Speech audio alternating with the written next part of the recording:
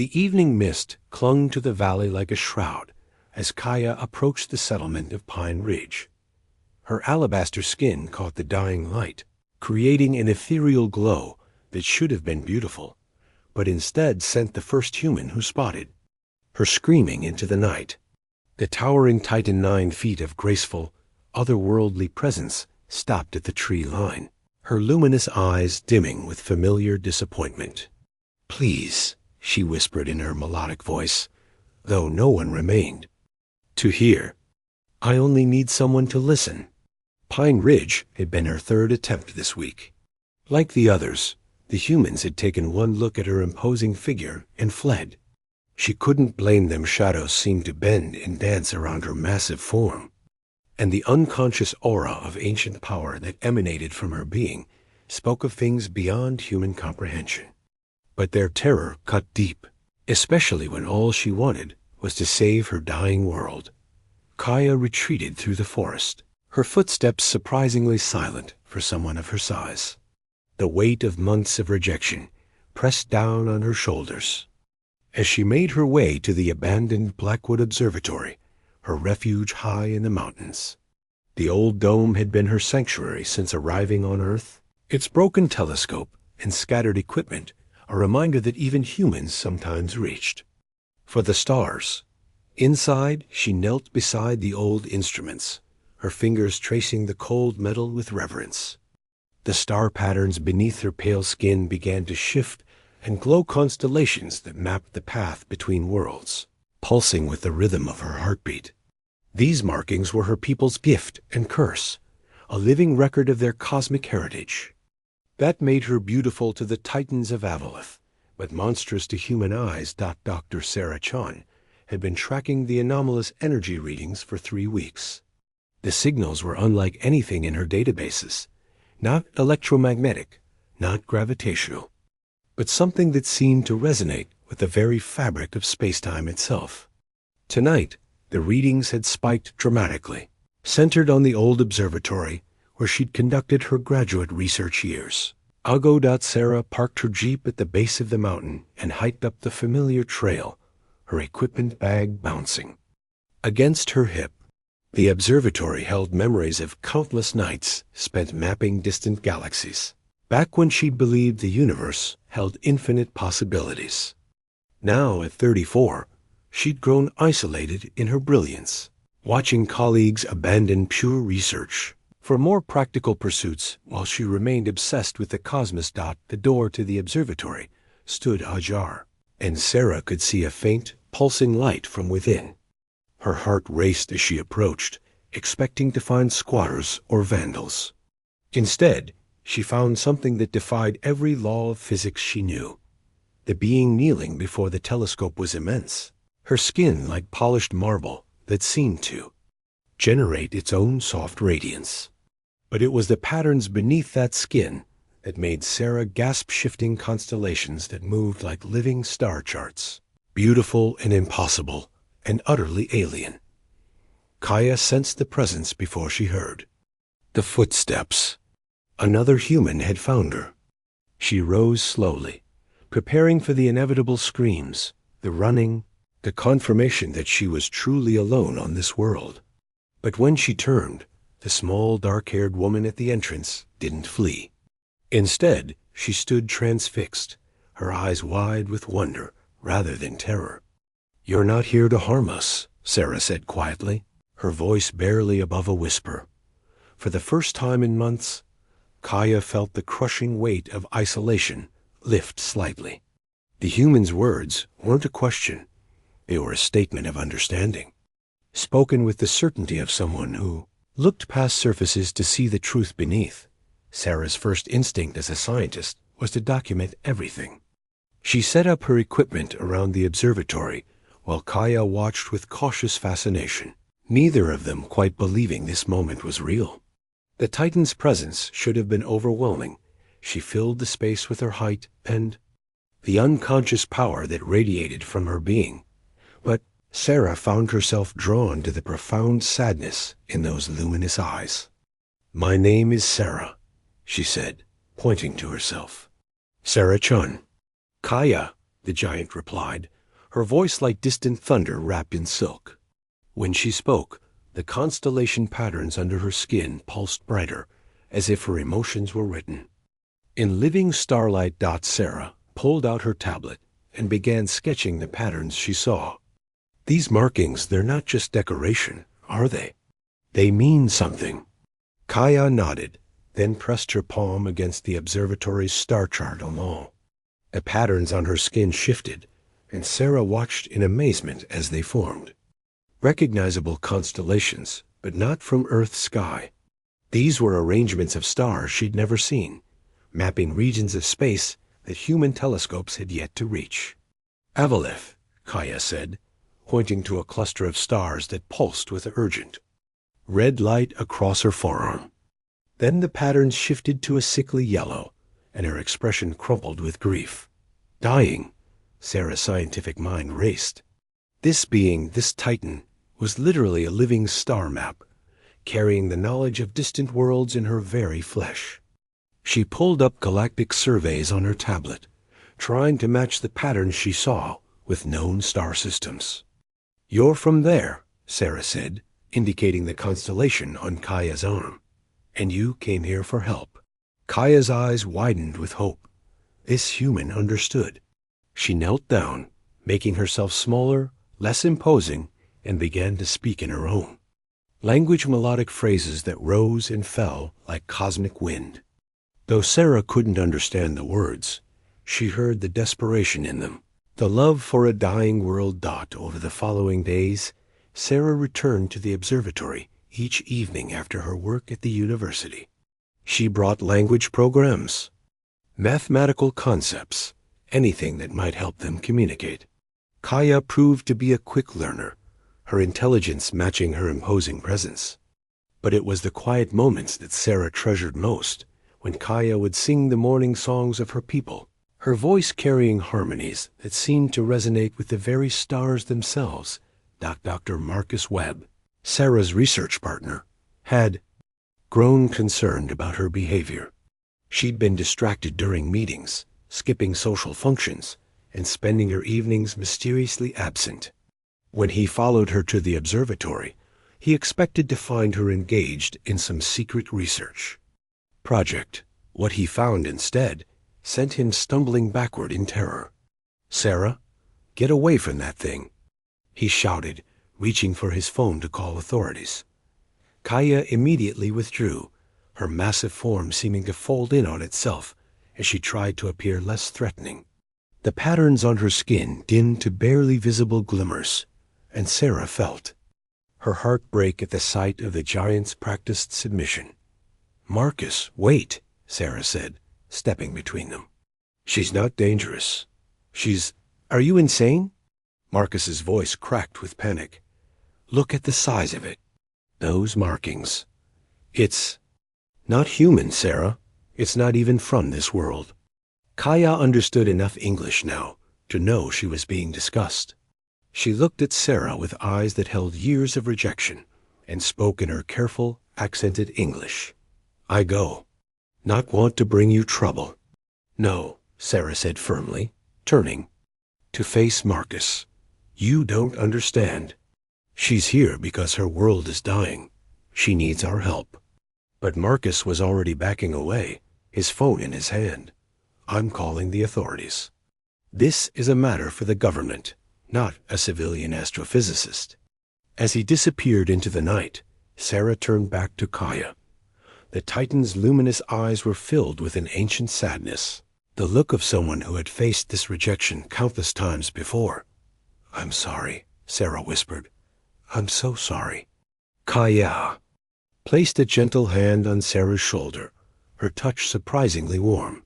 "You see me," she said quietly. "First time someone see me? That enough." But Sarah knew it wasn't enough. It would never be enough until the world could see what she saw not.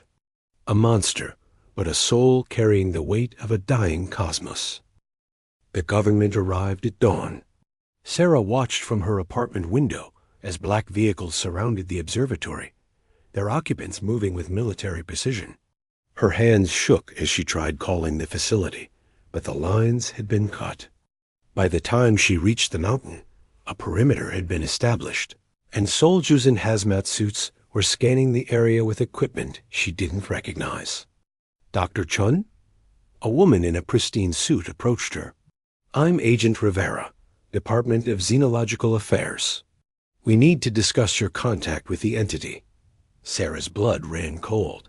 Entity? Her name is Kaya. She's a person, not a thing. Doctor Chun, we appreciate your cooperation, but this is a matter of national security. The being you've been in contact with represents a potential threat to... She's not a threat. Sarah's voice carried across the mountainside. She's a refugee. Her world is dying, and she came here seeking help. Agent Rivera's expression remained neutral. We'll need you to come with us for debriefing. Any information you can provide about the entity's capabilities, weaknesses, or intentions would be valuable. Sarah realized with growing horror that they weren't here to help Kaya. They were here to study her, to treat her like a specimen rather than a sentient being. Where is she? What have you done with her? The entity is contained and secure. No, if you'll please come with us. No. Sarah stepped backward. I won't be part of this. You're making a mistake. As Agent Rivera signaled to her colleagues, Sarah turned and ran. She had to find another way to reach Kaya, to somehow make the world understand what she understood. But as she fled through the forest, she couldn't shake the image of Kaya's resigned sadness, the way the Titan had accepted. Rejection as inevitable. Meanwhile, in a secure facility 3 hours away, Kaya sat in a reinforced containment cell, her massive form barely fitting in the sterile space. The patterns on her skin had dimmed to nearly invisible traces, responding to her emotional state. She hadn't spoken since her capture, despite the attempts of linguists and xenobiologists to communicate with her. Dr. Elena Vasquez, the facility's chief xenobiologist, watched through the observation window. She's not responding to any stimuli. Heart rate is elevated, but stable. Those markings seem to be some kind of bioluminescent display tied to her emotional state. Any indication of hostile capabilities? Asked General Morrison, the facility commander. None detected. In fact, she seems to be deliberately making herself appear smaller, less threatening.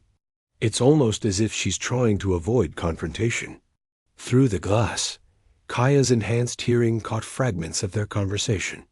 The word hostile made her patterns pulse with brief, sad light. She understood now why Sarah had been so special. The human had seen past the fear to recognize the grief and hope beneath Dot in her cell. Kaya began to sing. The morning songs of her people filled the sterile space, harmonies that spoke of worlds turning to dust and stars growing cold. The facility's staff stopped their work, transfixed by the haunting beauty of her voice. Even through the containment barriers, the songs carried an emotional weight that transcended language. Sarah, using her university credentials and calling in favors from colleagues, managed to piece together where Kaya had been taken. The Department of Xenological Affairs was a black-budget program she'd never heard of, but satellite imagery showed the facility's location. Getting inside would be impossible through conventional means, but Sarah had spent years studying the cosmos. She knew something about thinking beyond conventional limitations. Dr. James Liu, her former mentor, listened to her story with growing amazement. Sarah, if what you're telling me is true, this represents the greatest discovery in human history. But storming a government facility isn't the answer. Then what is? Sarah's voice was raw with desperation. They're treating her like a lab. Rat James, she's a person with feelings, with hopes. Her entire world is dying, and instead of helping, we've locked her in a cage. James was quiet for a long moment. There might be another way. The International Space Agency has protocols for extraterrestrial contact. If we can get the right people to listen, to understand what she really represents, ... Would they listen to you? They might. But I'd need proof. Something concrete that shows her intentions are peaceful. Sarah pulled out her tablet, showing him the recordings she'd made of Kaya's songs, the star charts that matched her skin patterns to actual galactic coordinates. She's not just an alien, James. She's a living library of cosmic knowledge, and she's dying inside that facility. As they spoke, Kaya's songs continued to echo through the government facility, carrying a message that transcended the barriers. Between worlds, the universal language of loss, hope, and the desperate desire to be understood.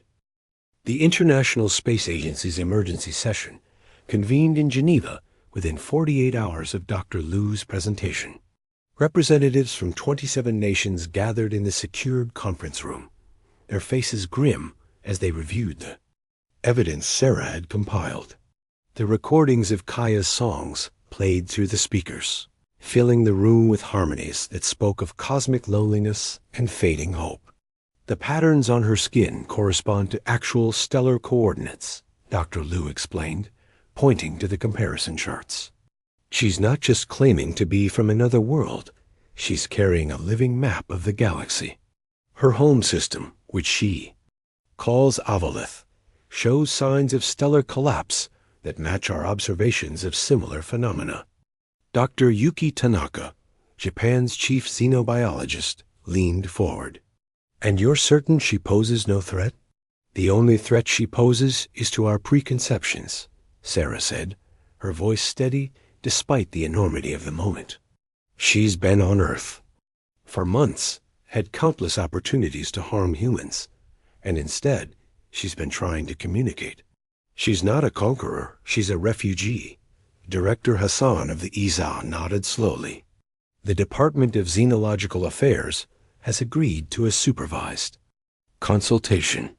You'll have 1 hour with the subject to determine her actual intentions and capabilities. 1 hour. Sarah's heart sank. How could she possibly convey in 1 hour what it had taken weeks to understand? But it was their only chance. The facility felt different when Sarah entered with the international delegation. The sterile corridors buzzed with activity as scientists from around the world prepared their equipment. Agent Rivera met them at the containment level, her expression unreadable. The entity has been largely unresponsive since capture, she reported. Vitals are stable, but there's been no attempt at communication. Because you haven't tried to communicate with her as a person, Sarah said tersely. The observation deck overlooked Kia's containment cell, and Sarah's heart clenched at the sight of her friend. The Titan sat huddled in the corner, her massive form somehow conveying utter dejection. The constellation patterns on her skin had dimmed to barely visible traces, like stars being swallowed by darkness. Kaya, Sarah called through the intercom. The giant's head lifted, and for a moment the patterns on her skin flared with hope. Then she saw the crowd of observers, and the light faded again. I brought friends, Sarah said gently. People who want to understand. Can you tell them about Avalith? Kaya rose slowly, her movements careful and deliberate. When she spoke, her voice carried the weight of worlds. My star ... dying. People ... dying. I come seeking help, but you fear me. Dr. Tanaka stepped forward. We don't fear you now. We want to understand. Show us your world. Kaya approached the reinforced glass, and as she did, the patterns on her skin began to brighten. She pressed her palm against the barrier, and the constellation map of her home system appeared in brilliant detail across her forearm. The central star pulsed with sickly yellow light, and the surrounding planets showed the telltale signs of dying worlds. Our sun grows cold, Kaya explained, her English careful but clear. We have maybe 1 year before all life ends. I was sent to find others like us, to seek new knowledge, new hope. The scientists watched in fascination as Kaya's skin displayed star charts, planetary compositions, and energy signatures that corresponded to actual astronomical data. She wasn't just an alien, she was a living repository of cosmic knowledge. What kind of help do you need? Director Hassan asked. Kaya's expression filled with desperate hope. Your people, you have learned to split the atom, to harness the star's power. Our knowledge, combined with yours, ... Perhaps we can reignite our dying sun. Dr. Liu stepped forward. Nuclear fusion on a stellar scale. It's theoretically possible, but it would require precise coordination between our civilizations. How many of your people are left? Dr. Tanaka asked gently. 50,000, Kaya whispered, and the patterns on her skin dimmed with grief. Once we were millions. Now we are the last, waiting for darkness to claim us. The room fell silent. Sarah felt tears streaming down her face as she watched the assembled scientists truly see Kaya for the first time, not as a threat, but as a desperate soul carrying the weight of an entire dying civilization. We need to help her, Sarah said, her voice breaking. We need to try. Director Hassan looked around the room at his colleagues. Ladies and gentlemen, I believe we're looking at the most important collaboration in human history. The question is, are we ready to reach for the stars? Through the glass, Kaya's patterns pulsed with the first real hope she'd felt since arriving on Earth. Perhaps, at last, she had found the key to saving both their worlds. 6 months later, the combined fleet of human and Titan vessels approached the dying system of Avaleth. Sarah stood on the bridge of the ESA flagship Harmony, watching through the viewports as Kaya's massive form moved gracefully through the engineering sections, her star-mapped skin guiding human technicians in the final preparations for the most audacious rescue mission in history. The collaboration had transformed both species. Humans had learned to see beyond their fears, while the Titans had discovered that their cosmic knowledge could bridge the gap between worlds. The technology that emerged from their partnership was unlike anything either civilization had achieved. Alone fusion reactors guided by living star charts, navigation systems that read the cosmos like a book, and most importantly, the stellar ignition array that was their last hope. Kaya, what's the status on the fusion matrix? Sarah asked. Through the CUM system. Alignment is perfect, Sarah friend, Kaya's voice responded, the title of endearment she'd adopted warming Sarah's heart. The pattern sings truly. We are ready. Captain Maria Santos, the fleet commander, approached Sarah. Dr. Chun, the Titan. Elders are requesting your presence in the consultation chamber. They want to begin the ceremony. Sarah nodded, still amazed by how much had changed. The Titans, it turned out, approached major endeavors with rituals that combined science and spirituality in ways that had revolutionized human understanding of both. The ceremony wasn't just symbolic, it was a precise calibration of the massive energies they were about to unleash. The consultation chamber was a marvel of combined technology. Human holographic displays showed the dying star's energy patterns, while Titan bioluminescent arrays provided real-time readings of stellar composition. At the center of it all stood Elder Thane, ancient even by Titan standards, his skin a complex tapestry of galactic history. Sarah of Earth, he said, his voice carrying the weight of millennia, you have given us the gift of hope. Your species sees with different eyes, thinks with different minds. This makes our joining strong. We're stronger together, Sarah replied. Words she'd learned to speak in the Titan language.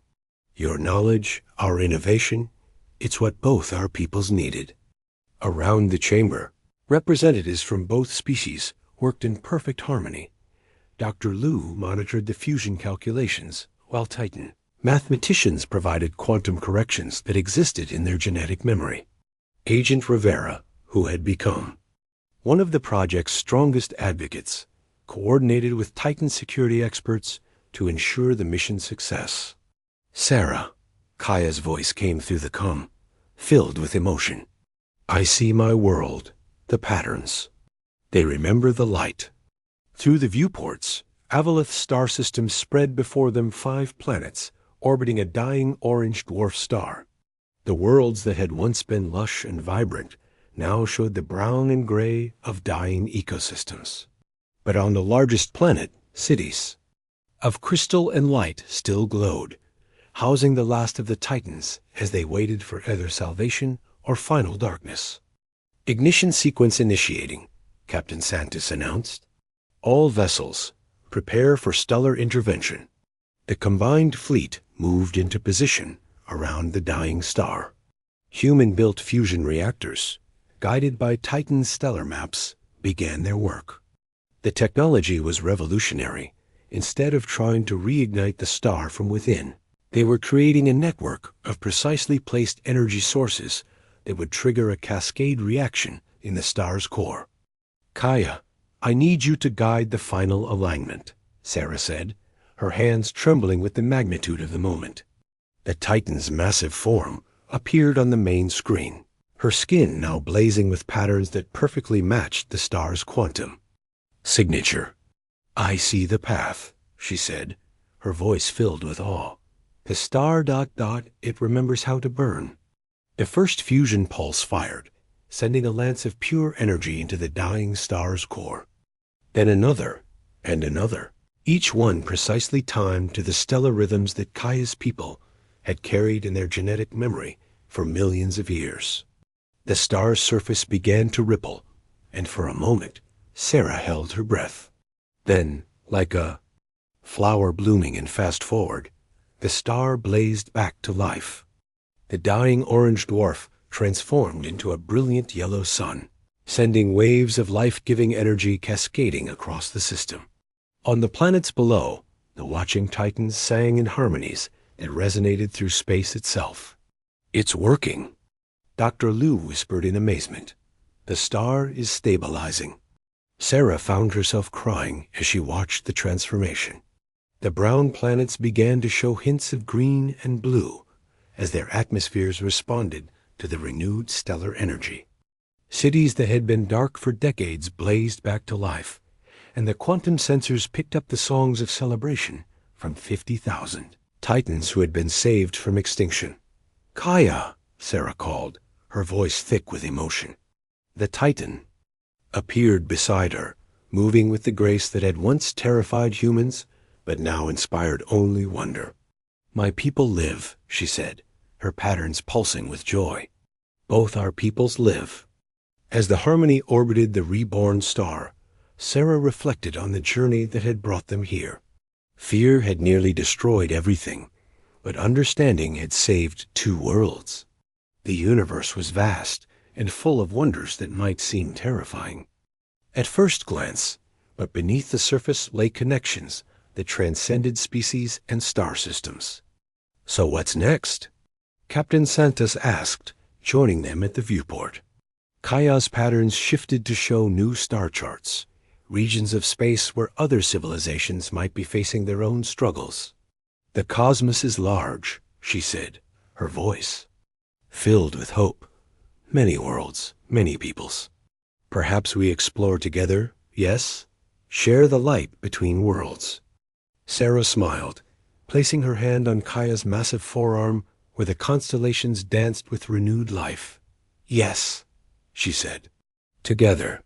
Outside the viewport, the star that had once been dying now blazed with the promise of millennia of life to come. And in that light, 2 species who had learned to see beyond appearances began planning their next journey into the infinite dark, carrying with them the most powerful force in the universe, the courage to understand.